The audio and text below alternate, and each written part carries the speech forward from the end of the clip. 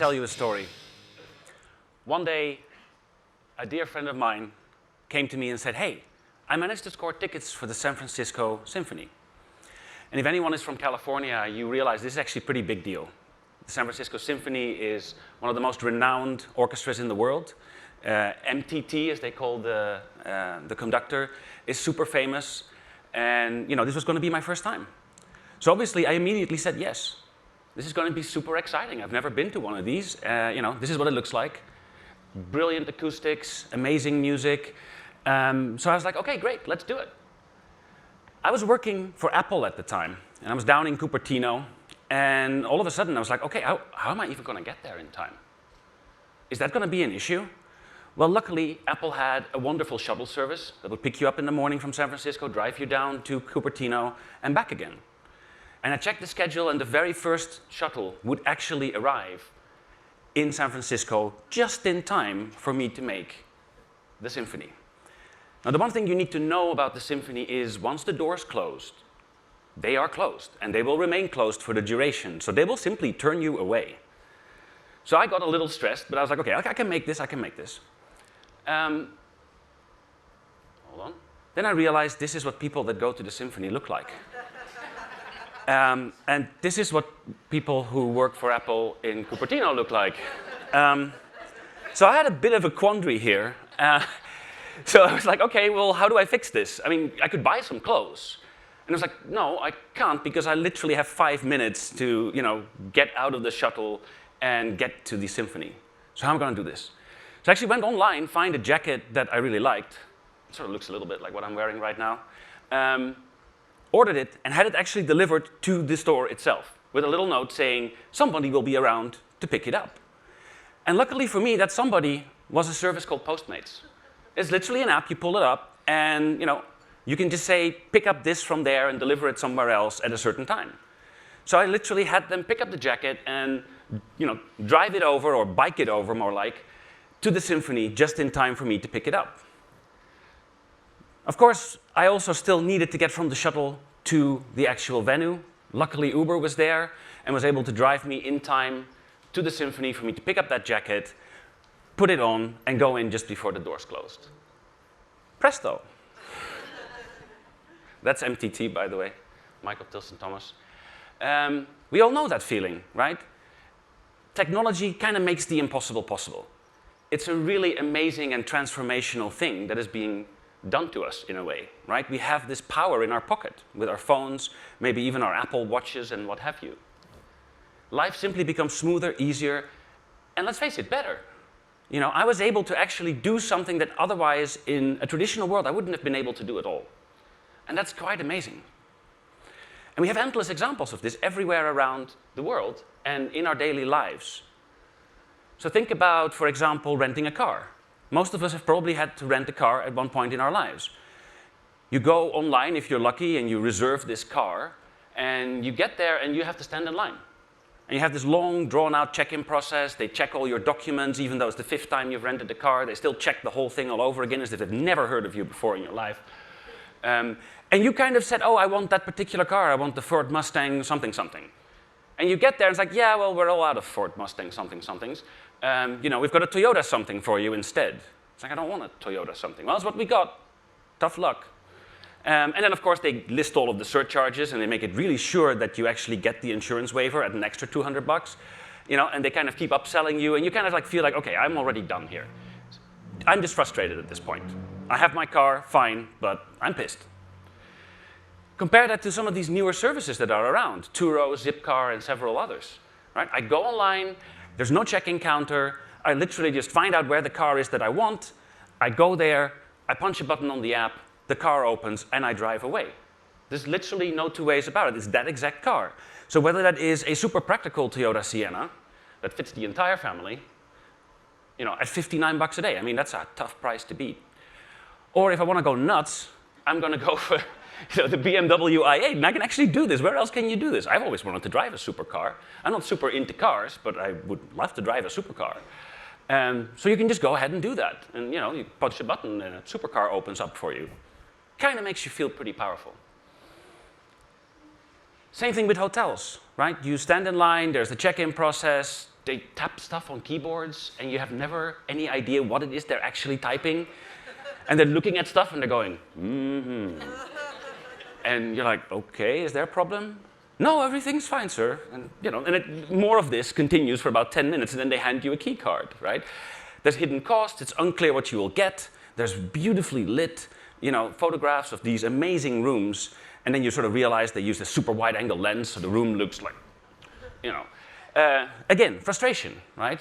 Versus you can get it, HomeAway, Airbnb, and so on. Self-check-in, it's the exact place that you actually asked for, not some random, simulacrum of that place, but the real place that you actually just looked at. Very clear expectations, the costs are clear up front. Instant vacation. Here are some examples again, right? The very simple, basic Brooklyn apartment. It's very quintessential, I've been told, that Brooklyn apartments look like this. And it's very cheap, and it's clean, and that's great. And the reviews say this is perfect, right? If you were on a budget, go here. If I want to splurge, here's the, BMW i8 version of a Brooklyn apartment, a penthouse, rooftop, view of the entire city of New York. Awesome. So at home or on vacation, it doesn't really matter. Technology actually enables us to get the outcome we want quickly and easily. And it's like orchestrating your own personal supply chain. Ha. I'm really good at this sort of thing. You see, set stuff up and then cash in on it later. Meanwhile, at work, you saw this one coming, didn't you?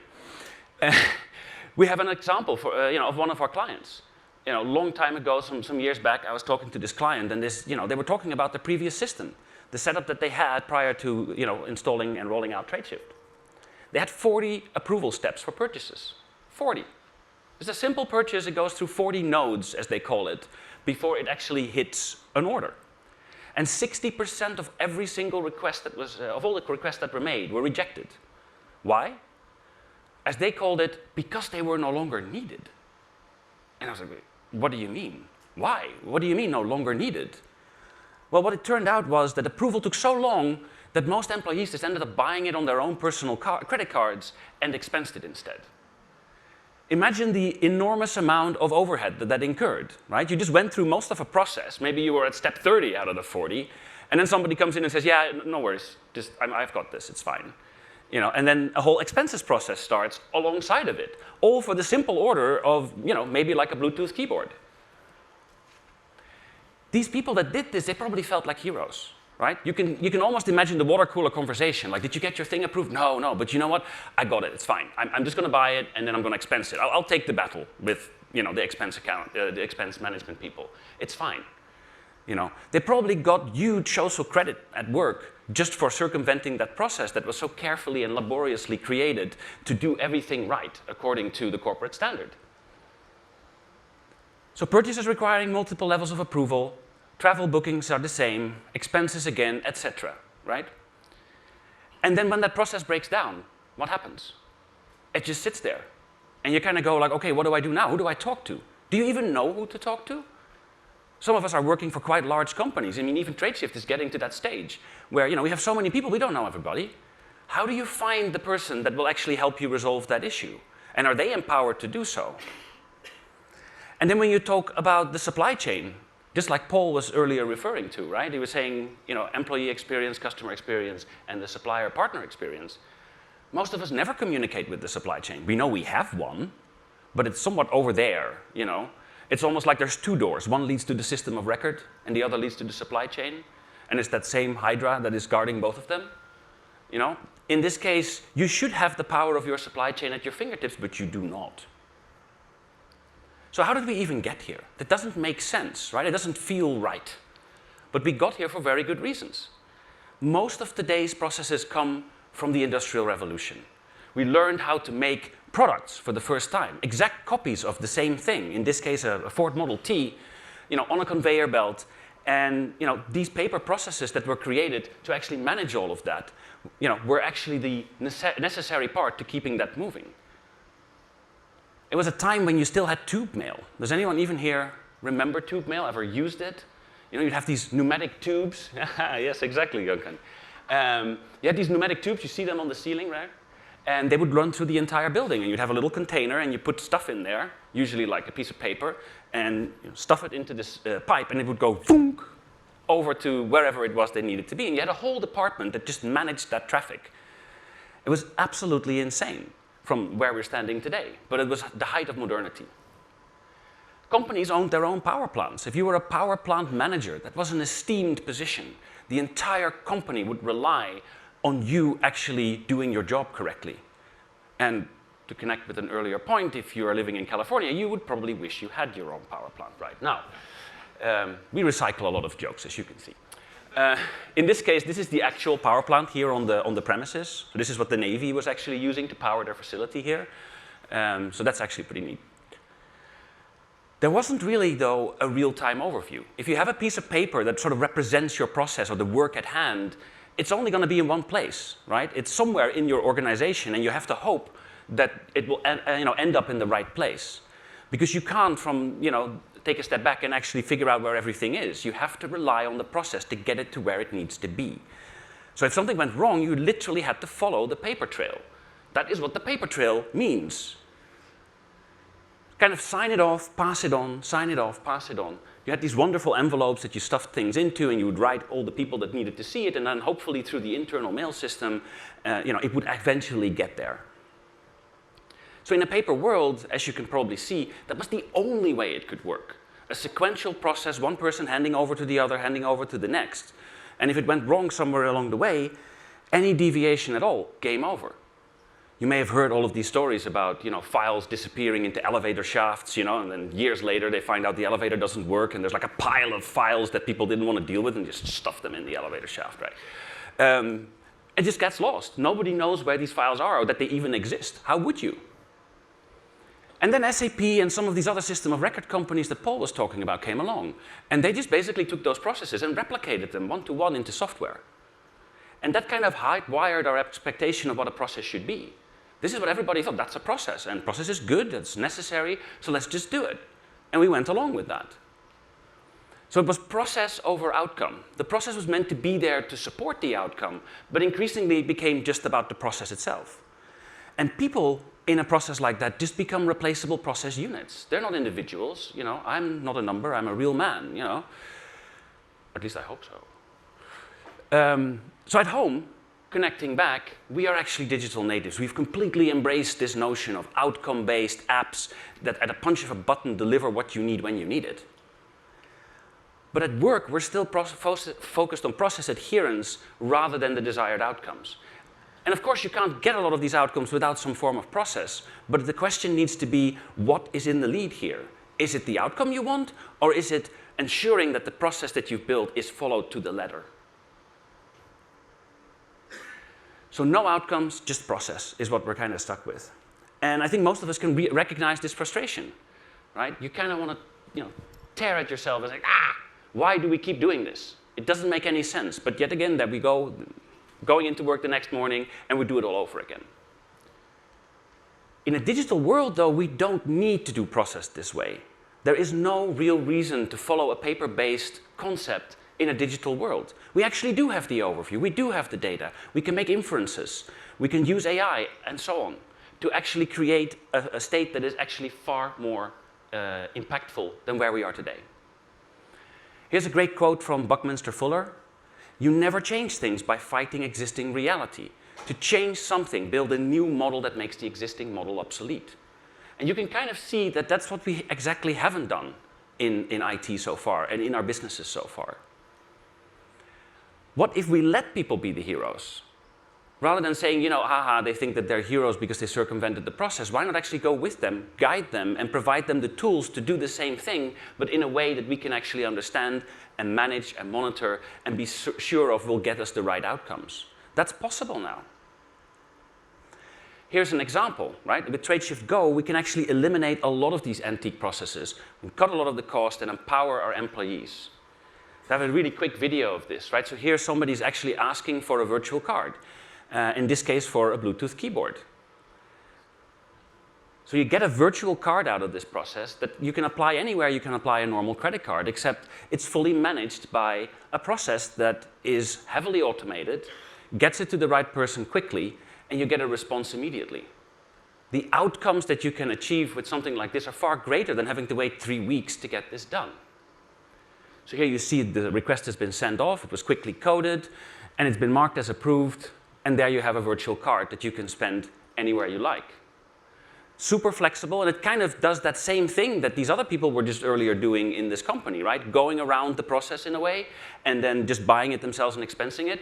In this case, you've given it an upfront approval, you have it coded and everything, and they get it immediately. They don't have to wait, so they don't have to circumvent this process. This is a process they understand. This is a process they can work with. It gives employees the sort of trust they deserve. And employees want that trust. And they want responsibility. As Paul was saying before, the millennials are coming. And he was actually saying they're already here. It made me sort of think of a horror movie trailer, The millennials are not coming. They are already here. Very scary. So employees want responsibility and trust. I think we all do, but especially in the newer generation, and we see this ourselves every day, they kind of expect this. There's the expectation that's been put into them by all of the apps and all of the ecosystems that they're a part of, that they understand fully, they're digital natives, and to them, that is what things are meant to be like. And that's the transformation we then have to actually start and get started on fast. Process at the end of the day is about control, right? And of course, compliance and risk management and legal, but those are all just different versions of control for different parties. But what is the cost of that control? The existing reality is that if you have 8 levels of approval and a huge amount of effort spent on maintenance, on access controls, on time delays, correcting errors, and so on, that ends you up in a space with huge cost. And besides the financial cost, far more importantly in a changing world, is the notion of opportunity cost. The fact that you haven't acted sooner actually means that you might be losing out. If you can't transform in time, you're going to get disrupted. Now compare that to what the new model or a possible new model can be. You could ask the questions after the fact. You could trust first and ask questions later. You can use big data that we now have. We now have that overview. We can see everything in our company at a glance. Why not use that information to actually do fraud detection and try to protect yourself against any kind of rogue spend? Right? That doesn't mean you have to control every single step. You can control it in the aggregate level far faster and more efficiently. So you don't incur that cost for every single transaction. You can have personal budgets. You could gamify those budgets. You can actually make it a bit of a race as to who spends it more, the budget in the best possible way. There's all sorts of ways in which you can actually engage with your employees and make them actually think about this as part of a larger company strategy, rather than something that they're just meant to pass through at all costs just to get stuff done. And of course, wouldn't that lead to productivity gains from far happier, more engaged, more empowered employees? Are you going to provide better customer service, better product to your end users? Of course you are. And I mentioned AI before. It's actually one of the great enablers for this, right? Imagine that you have automated coding, which our Tradeshift Pay product actually comes with. That actually means that a large part of the AP function that used to be there just because all of this coding complexity was there may not be needed anymore. You can actually get the control back in the hands of the people doing the purchasing. They can make sure that the vendor gets paid on time and within company policy. We'll soon have auto approval, so that makes waiting for a purchase a thing of the past.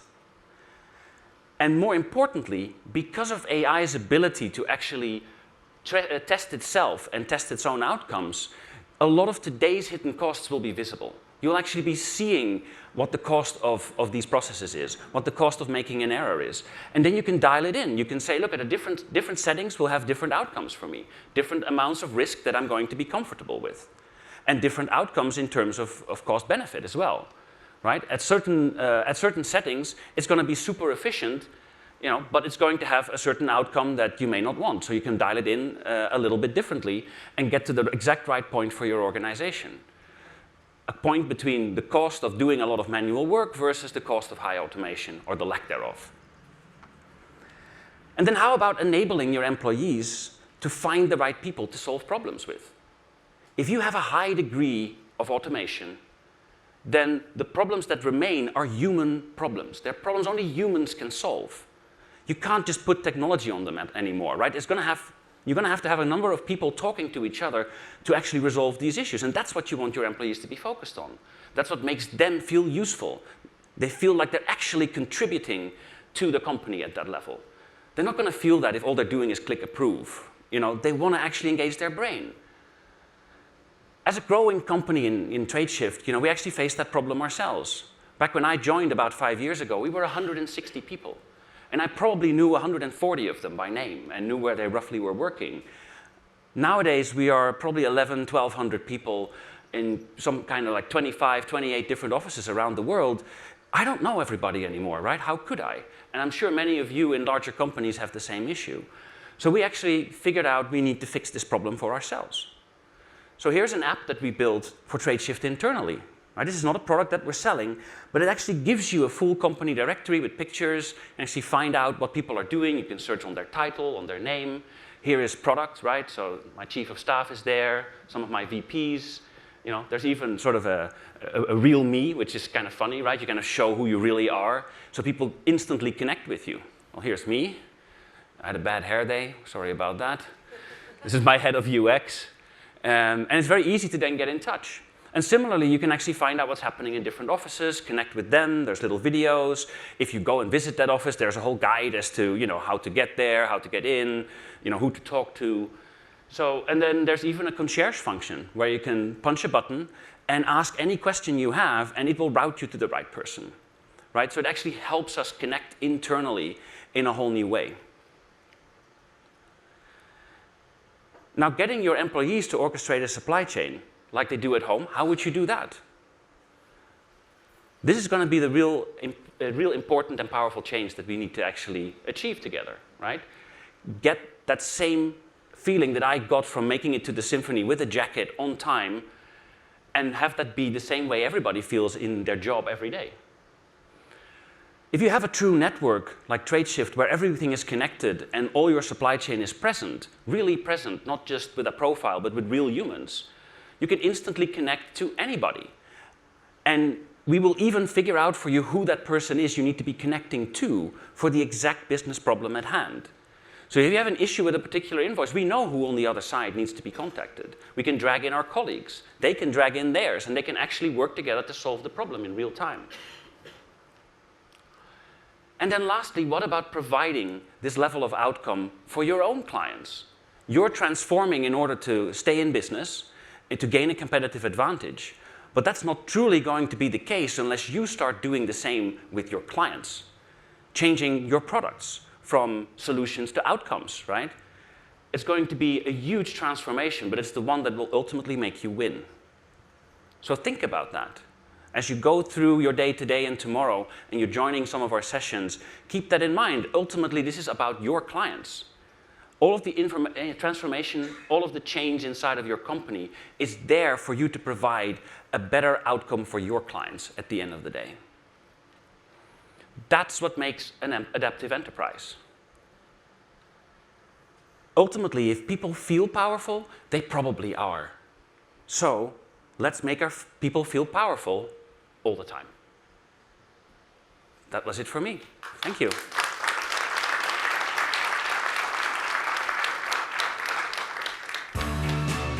I guess I should wrong a little bit here.